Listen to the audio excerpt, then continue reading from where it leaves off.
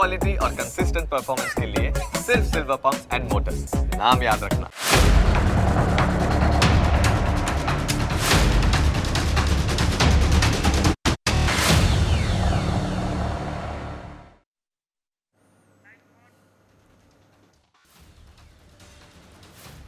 નમસ્કાર, હું Janak Dave.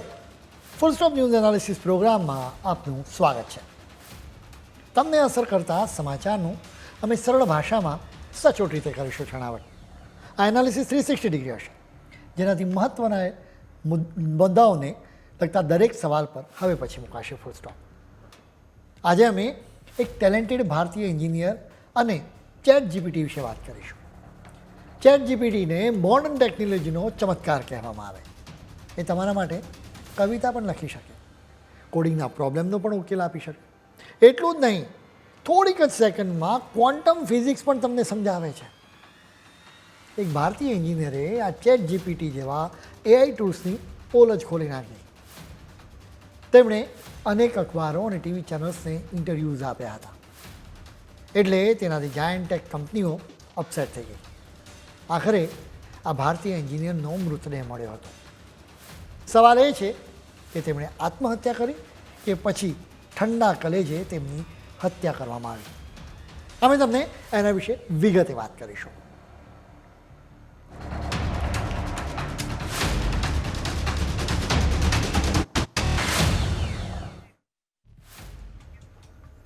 Chat GPT બનાવનારી company open એઆઈને લઈને અનેક સવાલો કરવામાં આવી રહ્યા છે, જેનું કારણ આ એઆઈ કંપનીના ભૂતપૂર્વ કર્મચારી સુચિર બાલાજીનું મૃત્યુ છે. નામ પરથી તમને ખ્યાલ આવી ગયો છે કે સુચિર મૂળ ભારતીય છે. 26મી નવેમ્બરે સેન ફ્રાન્સિસ્કોમાં 26 વર્ષના સુચિરના એપાર્ટમેન્ટમાં તેમનો મૃતદેહ મળી આવ્યો.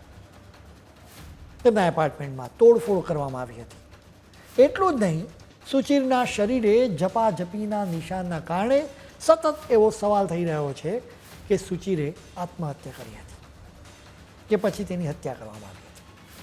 અમે આ કેસની આજે આખી ફાઇલ ખોલીશું, જેની સાથે જ અનેક ચોંકાવનારી હકીકતો બહાર આવશે. તમે કદાચ ચેટ જીપીટીનો ઉપયોગ કરતા પણ હશો. એને બનાવનારી કંપની સામે પણ આરોપો મૂકવામાં આવ્યા છે. સુચિરના કેસમાં અમેરિકામાં તપાસ અધિકારીઓએ તમામ એંગલ્સથી તપાસ નથી કરી. ઉતાવળમાં કહી દીધું છે કે સુચિરે તો આત્મહત્યા જ કરી છે. એટલે શંકા જાય છે કે ક્યાંક અમેરિકન તપાસ અધિકારીઓની પણ સુચિરના હત્યારાઓની સાથે મિલીભગત તો નથી ને. સુચિરના માતા પિતા બાલાજી રામામૂર્તિ અને પૂર્ણિમા રામારાવ તપાસ અધિકારીઓની વાત માનવા માટે તૈયાર જ નથી. તેઓ સ્પષ્ટ કહે છે કે આ આત્મહત્યા નથી, પરંતુ હત્યા છે. સુચિરના માતા પિતાએ તેમના દીકરાના પોસ્ટમોર્ટમ રિપોર્ટને ધ્યાનથી જોયો, જેનાથી તેમને ખાતરી થઈ ગઈ છે કે સુચિરની ઠંડા કલેજે હત્યા કરવામાં આવી છે. સુચિરના માતા પૂર્ણિમાએ કહ્યું છે કે અમે બીજા પોસ્ટમોર્ટમ રિપોર્ટને પણ વાંચ્યો છે, જેનાથી ક્લિયર કટ ખ્યાલ આવે છે કે મોત પહેલાં સુચિરની સાથે ઝપાઝપી થઈ હતી. તેના માથાના ભાગે ઈજાના નિશાનો પણ છે. સુચિરના કમનસીબ માતા પિતા હવે ન્યાય માટે લાંબી લડાઈ લડી રહ્યા છે. રામમૂર્તિએ તેમના દીકરા સાથેના છેલ્લા સંવાદને પણ યાદ કર્યો. સુચિરે તેના પિતાને કહ્યું હતું કે તેના જન્મદિવસને ઉજવવા માટે તેઓ તેમના મિત્રોની સાથે લોસ એન્જલસ ગયા હતા, જ્યાંથી તેઓ પાછા ફર્યા હતા. તેઓ ખૂબ જ ખુશ હતા. સુચિર તો એક ટેક શો માટે પણ ખૂબ જ રોમાંચિત હતો. આ ટેક શો જાન્યુઆરીમાં લાસ વેગાસમાં યોજાવાનો છે. સુચિરે તેના પિતાને છેલ્લા શબ્દો કહ્યા હતા કે તે હવે રાત્રિ ભોજન કરવા માટે જઈ રહ્યો છે. આવી વ્યક્તિ આત્મહત્યા કરે એવી ઓછી શક્યતા છે. પૂર્ણિમા રામારાવે તો કહ્યું હતું કે આર્ટિફિશિયલ ઇન્ટેલિજન્સની દુનિયાના ટોપ 10 લોકોમાં સુચિર સામેલ હતો. આમ છતાં તે એઆઈ ઇન્ડસ્ટ્રી છોડવા માંગતો હતો. તે ન્યુરોસાયન્સ અને મશીન લર્નિંગમાં કંઈક શરૂ કરવા માંગતો હતો. ઓપન એઆઈ છોડ્યા બાદ સુચિરે બીજી કોઈ નોકરી નહોતી શરૂ કરી, જેનાથી શંકા જાય છે કે તેને ધમકાવવામાં આવ્યો હોઈ શકે છે. સુચિરના માતા પિતા માને છે કે અમેરિકાની પોલીસ ખોટું બોલે છે. પોલીસે કહ્યું છે કે શરૂઆતની તપાસમાં શંકા કરવા માટે કોઈ પુરાવાઓ મળ્યા નથી. બીજી તરફ સેન ફ્રાન્સિસ્કોના ચીફ મેડિકલ એક્ઝામિનેશનની ઓફિસે તારણ આપી દીધું છે કે સુચિરે આત્મહત્યા કરી હતી. અમેરિકાના બોજીપતિ ઇલોન મસ્ક પણ સુચિના માતા પિતાની વાતથી સહમત છે. મસ્કે પૂર્ણિમાની એક પોસ્ટ પર લખ્યું હતું કે આત્મહત્યા હોય એમ લાગતું નથી. મસ્ક પોતે એઆઈના મિસયુઝ સામે લોકોને ચેતવતા રહે છે. ક્રિમિનલ કેસોમાં તપાસનો સારો એવો અનુભવ ધરાવતા પત્રકાર જ્યોર્જ વેબે સુચિના એપાર્ટમેન્ટની મુલાકાત લીધી હતી. એ સમયે સુચિના માતા પિતા પણ તેમની સાથે હતા. વેબનું માનવું છે કે સુચિની હત્યા કરવામાં આવી છે. એટલું જ નહીં, હત્યા એક વ્યક્તિ દ્વારા જ કરવામાં આવી હોવાનું પણ તેમણે કહ્યું હતું. વેબે પોતાની વાતના સમર્થનમાં કેટલાક કારણો પણ આપ્યા છે. તેમણે કહ્યું કે સુચિના માથામાંથી લોહી નીકળતું હતું. આ લોહી ફ્લોર પર પડ્યું હતું. એમ લાગતું હતું કે સુચિર પર હુમલો કરવામાં આવ્યો હતો. એના પહેલાં તેઓ ઇયરબડથી તેના કાન સાફ કરતા હતા. તેમના માથામાં પાછળથી હુમલો કરવામાં આવ્યો હતો, જેનાથી એક ઇયરબડ પડી ગયું હતું. સિંગમાં પણ લોહી નીતરતું જોવા મળ્યું હતું. એ પછી હત્યારાઓએ સુચિનને બેસાડી દીધો અને તેને ગોળી મારી દીધી હતી. તેમણે ત્યાંથી બચીને ભાગવાની કોશિશ કરી હતી. ત્યાંથી ભાગવા માટે તેમણે દરવાજો પણ પકડ્યો હતો. સુચિર બાથરૂમમાં હતો ત્યારે આ હુમલો કરવામાં આવ્યો હતો. સુચિના માતા પિતા મુજબ મોત પહેલાં સુચિરે તેના હત્યારા સાથે ફાઇટ પણ કરી હતી. લાગતું હતું કે તેના પર હુમલા બાદ તે ભાગવાની કોશિશ કરતો હતો. તેણે અંતિમ ક્ષણે ઘૂંટણના બળે આગળ વધવાની કોશિશ કરી હોય એમ લાગે છે. હત્યારો તેના રૂમમાં કંઈક શોધતો હોય એમ લાગતું હતું. હત્યારાએ તેમના રૂમમાં બધું જ ફેંદી નાખ્યું હતું, એટલે વસ્તુઓ આમ તેમ પડી હતી. સુચિની માતાએ કહ્યું છે કે તેમની પેનડ્રાઈવ મળતી નથી. તેનો ઇશારો છે કે હત્યારો પેનડ્રાઈવ અને મહત્ત્વના દસ્તાવેજો શોધવા માટે ઘર ફંફોડતો હતો. તેણે એમ પણ કહ્યું છે કે પેનડ્રાઈવમાં મહત્ત્વની માહિતી હતી. સેન ફ્રાન્સિસ્કોના એક અપાર્ટમેન્ટમાંથી સુચિરનો મૃતદેહ મળ્યો હતો. અહીં સીસીટીવી કેમેરા ઇન્સ્ટોલ કરવામાં નહોતા આવ્યા. સુચિરના મૃતદેહ પાસેથી એક ગન મળી આવી હતી, જેના પર આંગળીના નિશાન હતા, જેનો ફોરેન્સિક રિપોર્ટ હજુ સુધી આવ્યો નથી. સુચિરે ગનનું લાયસન્સ મેળવવા માટે અરજી કરી હતી, જેની રસીદ તેના એપાર્ટમેન્ટના ટેબલ પરથી મળી આવી હતી. જોકે સુચિરના માતા પિતાને બિલકુલ જ ખ્યાલ નથી કે તેમના દીકરાની પાસે ગન હતી કે નહીં.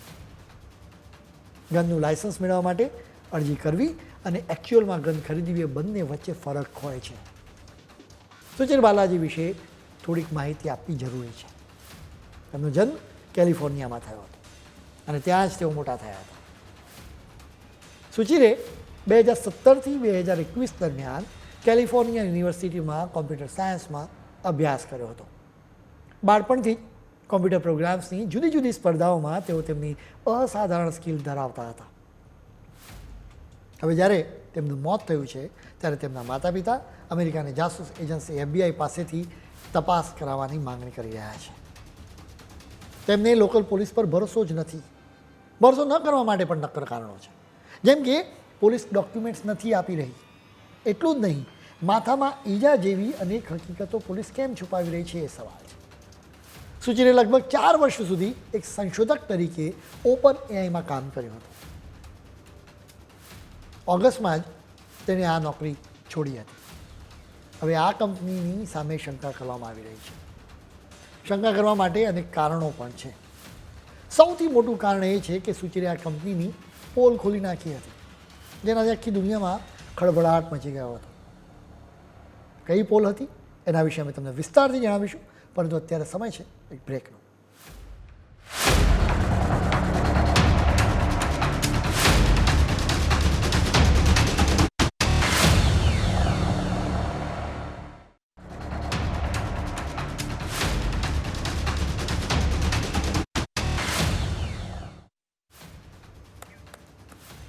બ્રેક બાદ આપનું સ્વાગત છે. સુચિર બાલાજીના મોતની આખી દુનિયામાં અત્યારે ચર્ચા ચાલી રહી છે. અનેક સવાલોના જવાબો પણ મળ્યા નથી. એટલા માટે જ અટકળો વહેતી થઈ ગઈ છે. સુચિની પાસે કેટલાક મહત્ત્વના દસ્તાવેજો હતા, માનવામાં આવે છે કે જો આ દસ્તાવેજો જાહેર થઈ જાય તો ટેક કંપનીઓના માંધાતાઓ મુશ્કેલીમાં મુકાય, કેમ કે આર્ટિફિશિયલ ઇન્ટેલિજન્સની દુનિયાની વરવી વાસ્તવિકતા બહાર આવી શકે છે, જેમાં ઓપન એઆઈ પણ સામેલ છે. સુચિના માતા પિતા કહે છે કે સુચિની પાસે રહેલી માહિતી જો જાહેર થઈ ગઈ હોત તો દુનિયામાં હંગામો મચી ગયો હોત, કેમ કે સુચિર ગુપ્ત રીતે પુરાવા સ્વરૂપે દસ્તાવેજો મેળવતા હતા. ઓપન એઆઈ સહિતની એઆઈ કંપનીઓ દ્વારા કાયદાનો ભંગ કરવામાં આવી રહ્યો છે. એટલું જ નહીં, લોકો અને કંપનીઓના ડેટાની સાથે પણ છેડછાડ કરવામાં આવી રહી છે, જેના પુરાવા સુચિની પાસે હતા. એક રીતે એઆઈ સિસ્ટમનો દુરુપયોગ કરવામાં આવતો હતો. સુચિના માતા પિતાએ એવો પણ દાવો કર્યો છે કે એઆઈ મોડેલ્સ ખરેખર કેવી રીતે કામ કરે છે એની અત્યંત સિક્રેટ માહિતી સુચિની પાસે હતી. એઆઈ કંપનીઓ નૈતિક મૂલ્યોના ભોગે પ્રોફિટ કમાવા માટે લોકોના ડેટાનો ખોટો ઉપયોગ કરી રહી છે. સુચિની પાસે રહેલી માહિતી જાહેર થવાથી માત્ર ઓપન એઆઈને જ નહીં પરંતુ માઇક્રોસોફ્ટને પણ ખતરો હતો.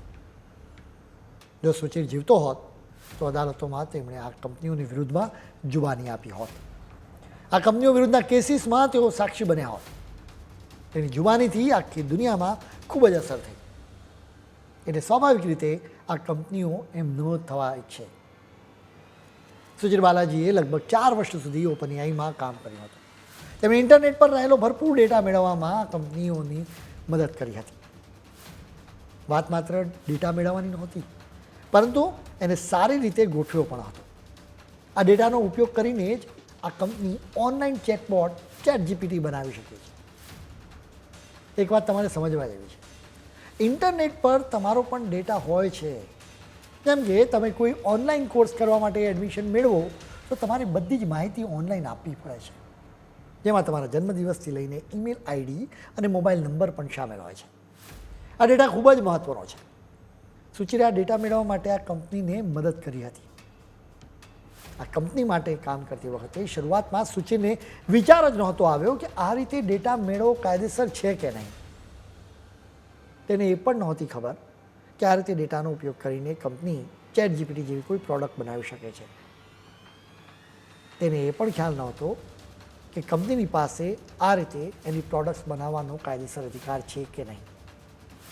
તે તો એમ જ માનતો હતો કે ઇન્ટરનેટ પર રહેલા ડેટાનો ઉપયોગ કરવાનો ઓપન એઆઈને અધિકાર છે, પછી એ ડેટા પર કોપીરાઇટ હોય કે ન હોય. 2022ના અંતમાં ChatGPT રિલીઝ થયું હતું, જેના પછી ઓપન એઆઈની કામગીરી વિશે સુચિર ગંભીરતાથી વિચારવા કરવા લાગ્યો. તેને ખ્યાલ આવી ગયો હતો કે આ કંપની કોપીરાઇટ ધરાવતા ડેટાનો પણ ઉપયોગ કરી રહી છે, જેનાથી કાયદાનો સરેઆમ ભંગ થઈ રહ્યો છે. જેના લીધે તે માનતો હતો કે ChatGPT જેવી ટેકનોલોજીથી ફાયદા કરતાં નુકસાન વધારે છે. તે આવી ટેકનોલોજી તૈયાર કરવા માટે તૈયાર જ નહોતો. એટલે જ તેણે ઓપન એઆઈ કંપની છોડી દીધી. ડેટાની ચોરીને લઈને તેને સૌથી સામે વધારે વાંધો હતો. હવે આ ડેટા ખરેખર કંપનીઓ માટે ખાણ હોય છે. કેમ કે આ ડેટાનો ઉપયોગ કરીને કંપનીઓ લોકોની પસંદ અને નાપસંદ વિશે પણ ખ્યાલ મેળવે છે. કંપનીઓને પ્રોડક્ટ અનુરૂપ જ પ્રોડક્ટ્સ માર્કેટમાં ઠાલવે. લોકોની આદતો અને જરૂરિયાતો પણ આ કંપનીઓને સમજાય છે. આ તો થઈ ડેટાના ઉપયોગની પહેલી રીત. બીજી રીત તો એના કરતાં પણ વધારે ખરાબ છે. સાયબર ઠગબાજો ડેટાનો દુરુપયોગ કરીને લોકોની પાસેથી પૈસા ખંખેરતા હોય છે. ડેટાના દુરુપયોગના જોખમોનો ખ્યાલ આવી જતાં સુચિરે વિચાર્યું કે માનવજાતનું ભલું કરવું જોઈએ. એટલે તેણે ડેટાના આવા ખોટા ઉપયોગની સામે અવાજ ઉઠાવવાનો નિર્ણય કર્યો હતો. સુચિર સિવાય પણ બીજા અનેક સંશોધકોએ એઆઈ કંપનીઓની સામે દાવો માંડ્યો છે. આ લોકોનું માનવું છે કે એઆઈ ટેકનોલોજીથી આખી દુનિયાને ખૂબ જ ખતરો છે. જોકે આ લોકો ભવિષ્યની વાતો કરતા હતા, જેમ કે અમુક વર્ષ પછી આવા ખતરા તો ઊભા થશે. સુચિર માનતો હતો કે ખતરો સાવ નજીક છે. સુચિરની વાતોની એટલી અસર થઈ કે ઓપન એઆઈએ ખુલાસો કરવો પડ્યો હતો. આ કંપનીએ કહેવું પડ્યું હતું કે કંપની યોગ્ય રીતે ડેટાનો ઉપયોગ કરી રહી છે. સુચિરની વાતની ઓપન એઆઈ કંપનીએ ફગાવી દીધી હતી. જોકે સુચિરે ચોખ્ખું કહ્યું હતું કે આ કંપનીની વાત ખોટી હોવાનું પુરવાર કરતા દસ્તાવેજો તેની પાસે છે. આવો દાવો કરવામાં આવ્યા ને માત્ર 1 અઠવાડિયા પછી રહસ્યમય સંજોગોમાં સુચિરનો મૃતદેહ મળ્યો.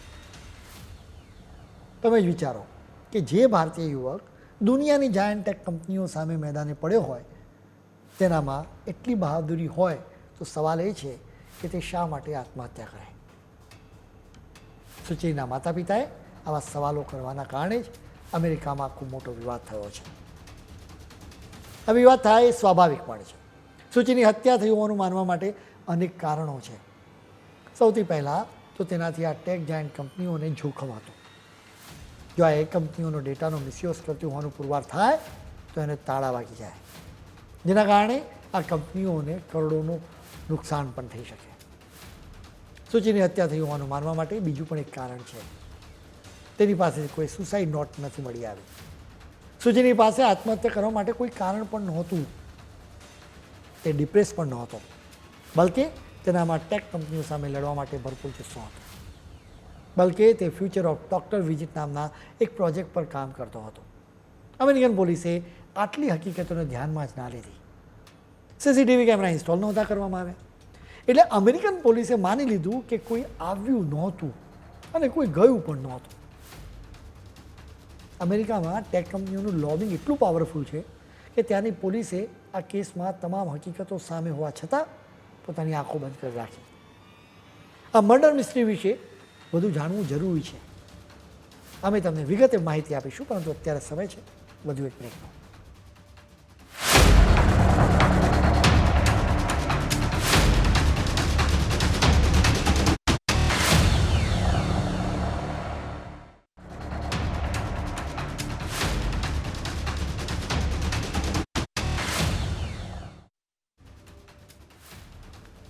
બ્રેક બાદ આપનું સ્વાગત છે.